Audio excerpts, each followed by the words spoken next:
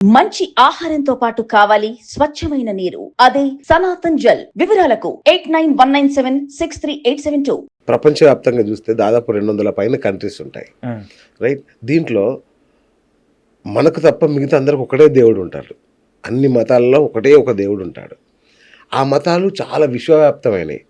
అంటే ఉదాహరణకి ముస్లిం, క్రిస్టియానిటీ తీసుకోండి, ఒక్కొక్కరినే పూజిస్తారు. వాళ్ళు విశ్వం అంతా వ్యాపించున్నారు. మనమేమో ఒక్క దేశానికే పరిమితమయ్యాం. సో ఏమన్నా మనం మార్చుకోవాల్సింది ఏమన్నా ఉందా? ఏమి లేదే. మీరు ఎందుకు మనం ఒక దేశానికే పరిమితం అయ్యామని భావిస్తున్నారు?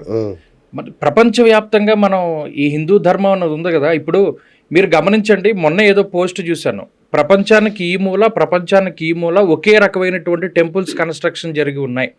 అలాగే ఇవాళ వేరే వేరే దేశాల్లో అంతెందుకు, ఇప్పుడు ఈ సుబ్రహ్మణ్య స్వామి గుడి ఉంటుంది, ఏదో వేరే దేశంలో ఉంది.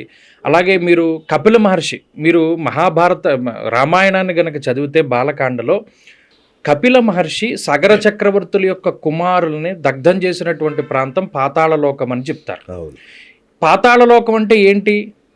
మన భారతదేశాన్ని ఎగ్జాక్ట్గా తవ్వుకుంటూ వెళ్ళిపోతే అవతల పక్కన అమెరికా వచ్చేస్తుంది.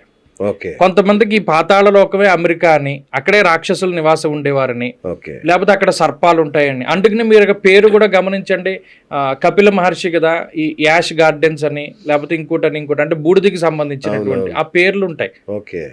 మౌంటైన్స్ లేకపోతే అమెరికాలో ఉంటాయి. నేను ఆ పేర్లు కూడా చాలాసార్లు విన్నాను. అలాగే సంకల్పం చెప్పుకోవాలి, అక్కడ సంకల్పం చెప్తారు. ఇప్పుడు మనం భారతదేశంలో చెప్పాలంటే మేరోహో దక్షిణ దిగ్భాగే శ్రీశైలసే ఈశాన్య ప్రదేశే కృష్ణా గోదావరియోర్ మధ్యప్రదేశ్ అండ్. అలాగే వాళ్ళు చెప్పాలి అంటే క్రౌంచపట్టణే అని కొంతమంది చెప్తారు, మేరోహో ఉత్తర దిగ్భాగే అని కొంతమంది చెప్తారు. ఇలా కొన్ని సంకల్పాలు కూడా అందులో ఉంటాయి.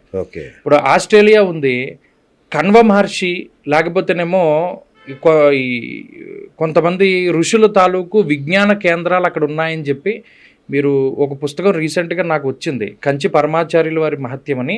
దాంట్లో ఒక ఆయన ప్రత్యేకించి చెప్పడం జరిగింది. కంచి పరమాచార్యుల వారే ఒకానొక సందర్భంలో పలానా ఋషి వేదాల్ని అధ్యయనం చేసేటువంటి ప్రాంతాన్ని అక్కడ ఆస్ట్రేలియాలో ఏర్పాటు చేసుకున్నాడు.